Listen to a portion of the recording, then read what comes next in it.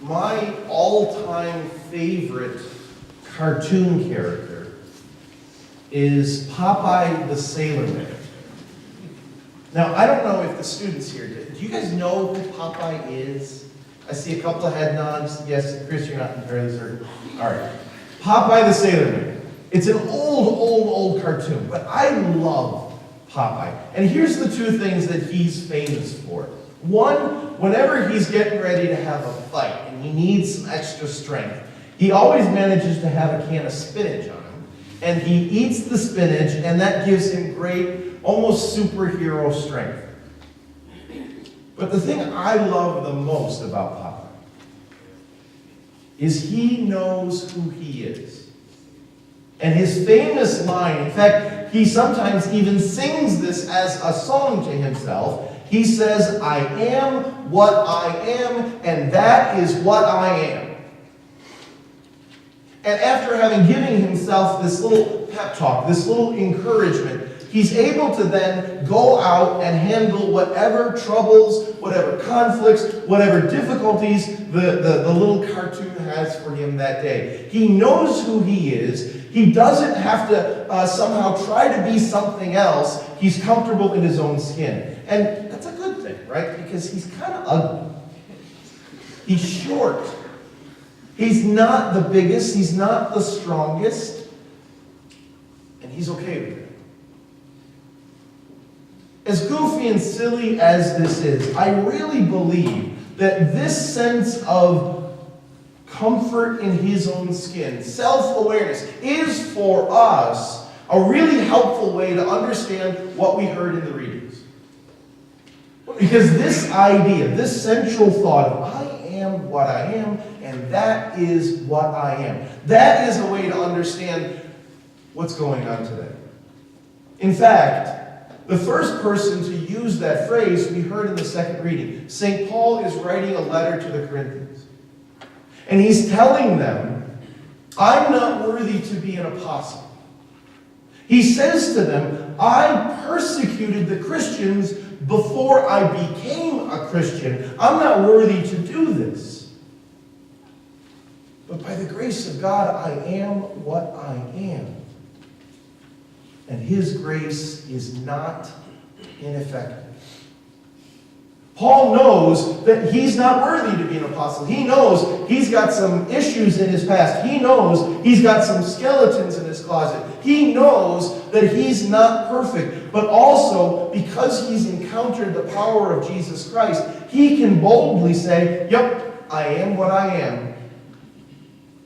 And Jesus is okay with that. He's called me anyway. Think about it this way. Think about the world in which we live. Think about how it is that every goal, every aspiration, every idealization that we have for what life is supposed to be like, every message we've ever received that inspires us to something better, the message today always begins with the same idea. You're not good enough. Every message that we receive, the ones that are supposed to inspire us, they all begin with the idea of, yeah, you're not good enough. You, as you are now, no, I'm sorry. You need to be more attractive. You need to be more physically fit. I'm in trouble.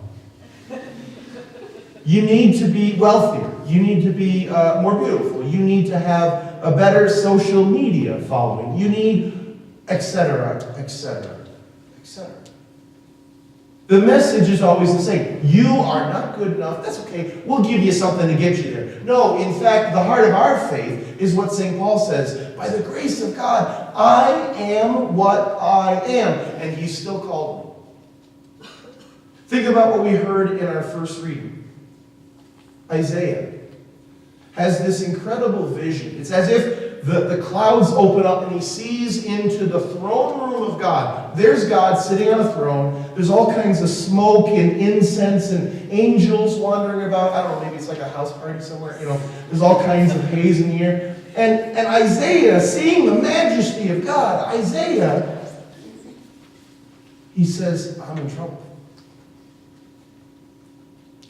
Woe is me. I am a man of unclean lips, living amongst a people of unclean lips. No one ever asked Isaiah, well, what have your lips been up to? We'll leave that up to our imagination. But his first response, when he sees the power of God, is to remember his sin. And an angel comes down, and an angel purifies him. And the angel says, see, I've made you clean. And as soon as he's made clean, something happens, something changes. His ears are opened up, and he hears God having a conversation. Do you ever walk into a conversation and kind of walk in at that awkward moment at the tail end, and like, wow, that was weird? He hears God say something. And it's the end of the conversation, not the beginning and not the middle. God says this, who will go for us? Who can we send? And Isaiah, having been so overwhelmed by the power of what he saw, being so changed in that moment by the angel who just purified him, without hesitation, Isaiah's first response is, not knowing what God is talking about, Isaiah says, oh, me, send me. I have no idea what you want me to do. I have no idea where I'm going to go. I don't even know what you're calling me to do. Don't care. Send me. I wonder if a lot of people sitting here today don't have that same experience. Because, especially maybe if you're a senior, this is your last semester, you're wondering, what am I going to do with my life? I don't really know what the future holds. But I promise you, God is still calling you, even if it's like that moment for Isaiah, even if you feel God's call, but you have no idea what he's calling you to. Don't hesitate to say yes.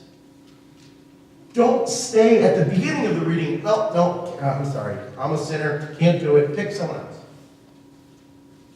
It takes courage, but be like Isaiah, where maybe you don't know what the future holds, but maybe God's calling you to something anyway. Something meaningful, something powerful, something difficult. Because what we heard in the gospel is that when God calls, it's always to something deep, beautiful, and profound. Think about the story.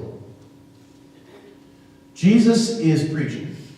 And by the way, Jesus' sermons are always a lot longer than mine. Jesus is preaching, and the crowd is getting excited, and they're getting real close to him.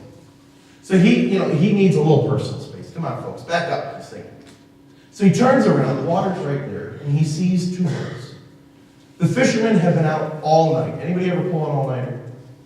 You know how cranky you are in life. No amount of coffee is going to get you over that.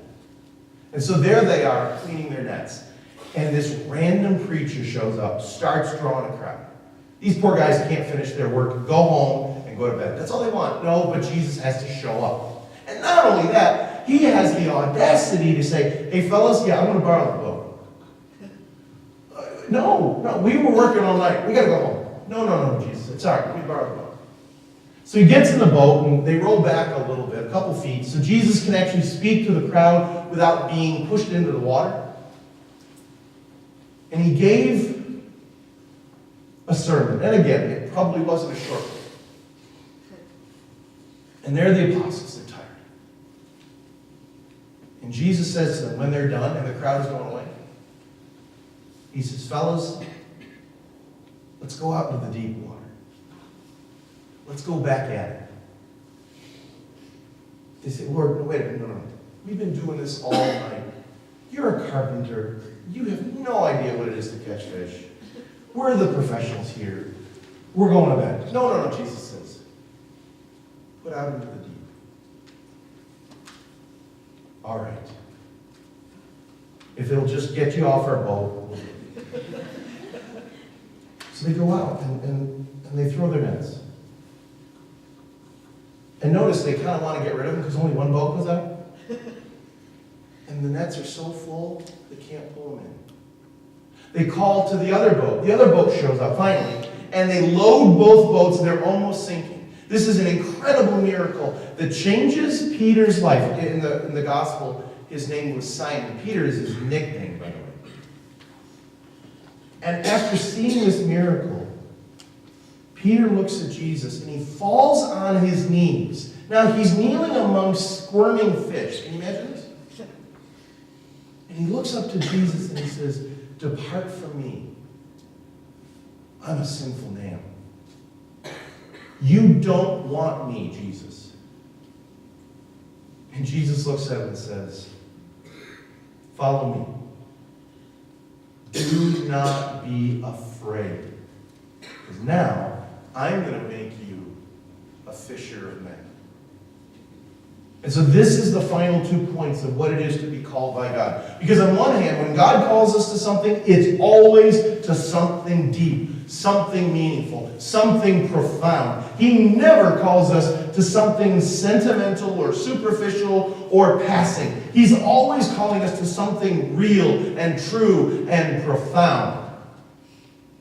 That can be scary.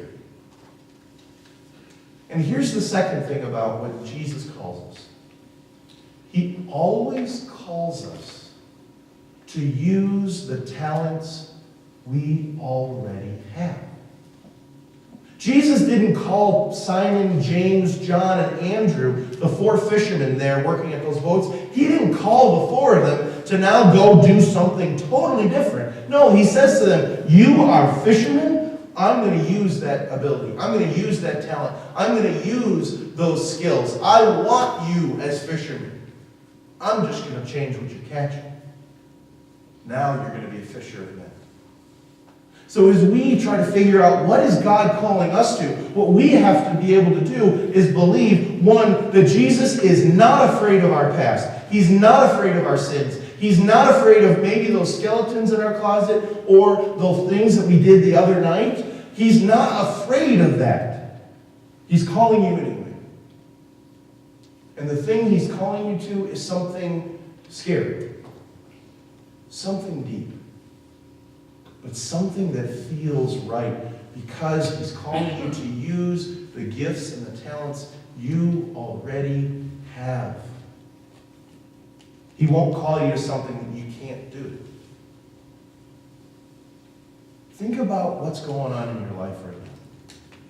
Think about the struggles. Think about those things that you know God's probably challenging you to. Think about, maybe it's a relationship. Maybe it's a pattern of behavior. Maybe it's something about life. Maybe it's something about your social life or your prayer life. Maybe it's something about your faith life. Whatever it is, we all have that experience that in many and varied ways, God is calling to us. Think about the last time you were in a crowd and somebody was talking about the Christian faith and it probably wasn't really positive.